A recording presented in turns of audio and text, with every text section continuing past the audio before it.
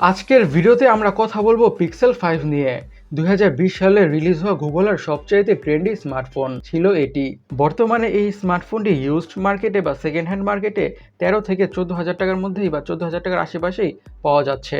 5 বছর পরে সে second hand device হিসাবে কেমন হবে অথবা কেমন পারফর্ম করবে অথবা কিনা উচিত হবে আর উচিত হবে না, লেটস টক অ্যাবাউট দিস। শুরুতে স্মার্টফোনটির সবচেয়ে ইন্টারেস্টিং ফ্যাক্ট নিয়ে কথা বলা যাক, সেটা হচ্ছে ডিসপ্লেটি। It's a compact display phone. এই ফোনটির বেস্ট পার্টি হচ্ছে ডিসপ্লেটা। আর ডিসপ্লেটার অ্যাকচুয়াল কোয়ালিটির কথা বললে কোয়ালিটি জোস। ডিসপ্লেটা অনেকটাই কালার অ্যাকুরেট। যে কোনো ধরনের movies, YouTube videos, series, you name it, যে কোনো কিছু দেখি অনেকটা ভালোভাবে এনজয় করা যায়। আর ডিসপ্লেটার ভিউইং অ্যাঙ্গেলও অনেকটাই ভালো। কোনাকুনি বা সাইড থেকেও যে কোনো ধরনের কন্টেন্ট দেখতে ডিসপ্লেটা ফেড আউট হয়ে যায় না। অলমোস্ট 5 বছর পরে এসেও এখনও এই ডিসপ্লেটা সাইডে পাঞ্চল ক্যামেরা কাট আউটের জন্য দেখতে অনেকটাই ট্রেন্ডি লাগে। আর সাইডে পাঞ্চল ক্যামেরা কাট আউটের জন্য মুভি বা কন্টেন্ট ওয়াচ করার সময় কন্টেন্টের ভিতর ইন্টারাপ্ট হয় না। আমরা এই ডিসপ্লেতে প্রচুর মুভিজ দেখেছি, মোটেও ডিসঅ্যাপয়েন্টিং ফিল করি নাই। আর ডিসপ্লেটা H2H সিমেট্রিকার বেজেলস হওয়ার কারণে কন্টেন্ট দেখতেও ভালো লাগে। কন্টেন্ট কনজিউমের জন্য still the best display. So আমরা বলবো display watching experience was quite good. এখন স্মার্টফোনটির বেস্ট পার্ট নিয়ে কথা বলা যাক, সেটা হচ্ছে পারফরমেন্স। সারপ্রাইজিং হলেও সত্য, এতদিন পরে সব পারফরমেন্স খুবই ভালো।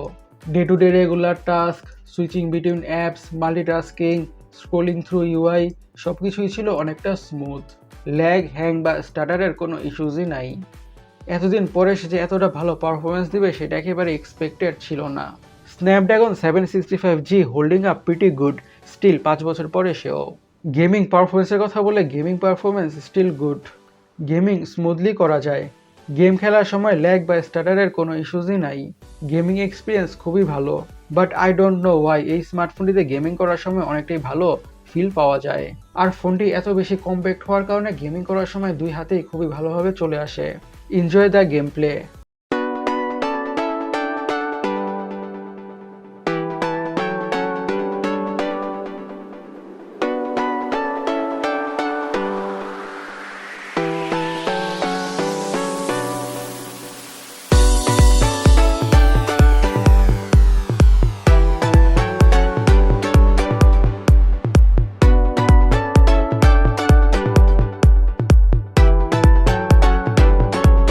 অনেকক্ষণ গেমিং করার পর ফোনটা কিছুটা হিট হয়, যেটা খুবই স্বাভাবিক।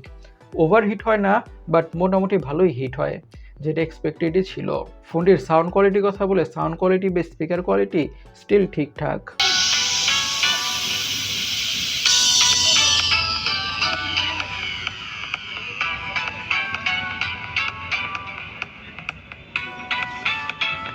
সাউন্ডের কথা যেহেতু বলছি, কল কোয়ালিটিও ঠিকঠাক। কলিংয়ে কোনো ইস্যুস নাই। অপর প্রান্ত থেকে খুবই ভালোভাবে কথা শোনা যায়। আর স্মার্টফোনটির সিকিউরিটির কথা বলে সিকিউরিটিটাও বা ফিঙ্গারপ্রিন্ট সেন্সরটাও অ্যাকচুয়ালিতে স্টিল ঠিকঠাক। টাচ করার সাথে সাথেই আনলক করে ফেলে। এখন ফোনটির ক্যামেরা নিয়ে কথা বলা যাক, যে কারণে পিক্সেলের ফোনগুলো এত বেশি ফেমাস। 5 বছর পরে ক্যামেরাটা বেস্ট ইন ক্লাস। পিক্সেলের ফোনগুলোর ক্যামেরার তো কোনো কম্পিটিশনই হয় না, বিশেষ করে বাজেটের মধ্যে কম্পেয়ার করতে গেলে। ভালো আলোতে খুবই ভালো ছবি পাওয়া যায়। ছবিগুলো শার্প আর ডিটেলড। ডাইনামিক রেঞ্জ অনেকটাই ভালো। আর পিকচারগুলো সুপার কালার অ্যাকুরেট। আর পিক্সেলের ছবিগুলো বলা যায় যে ready to upload in social মিডিয়াতে পিকচার্স প্রোভাইড করে দেয়। আর সিনের মধ্যে আলো কম হলেও পিক্সেল ফোনগুলোর ক্যামেরা শাইন করে। লো লাইটেও খুবই ভালো পিকচার্স আর ভিডিওস পাওয়া যায়। আর নাইট সাইট ইউজ করে পিকচার ক্যাপচার করলে তো মনেই হয় না এটা রাতের ছবি না দিনের ছবি। You all know what I am talking about. এখন পিক্সেলের সবচেয়ে জুসি পার্ট নিয়ে কথা বলা যাক, সেটা হচ্ছে সফটওয়্যারটা। সফটওয়্যারটা স্টিল অনেক ফাস্ট আর রেসপন্সিভ। সফটওয়্যারটা অনেকটাই লাইটওয়েট আর ক্লিন। এই স্টক ইউআই এর জন্য পিক্সেল ফোনগুলো ইউজার্সরা ইউজ করে অনেক বেশি মজা পায়। কোনো ধরনের অ্যাডস বা ব্লোটওয়্যার না থাকার কারণে খুবই স্মুথ আর ক্লিন ফিল হয়। এই সিম্পলের মধ্যে গর্জিয়াস টাইপের সফটওয়্যারের জন্য ফোনটা ইউজিং এক্সপিরিয়েন্সটা লিটারেলি মজাদার হয়ে যায়। অ্যান্ড লাস্টলি ফোনটির ব্যাটারি নিয়ে কথা বলি। 5 বছর পরে এসে ফোনটির ব্যাটারি লাইফটি কোনো মতো। এই স্মার্টফোনটি থেকে সারাদিন ব্যাটারি ব্যাকআপ পাওয়াটা খুবই টাফ হয়ে যায়। নর্মালভাবে ইউজ করলে দিনে মিনিমাম 2 বার তো চার্জ করা লাগেই। আর 5 বছর পরে এসে এমন ব্যাটারি ব্যাকআপই এক্সপেক্টেডই ছিল।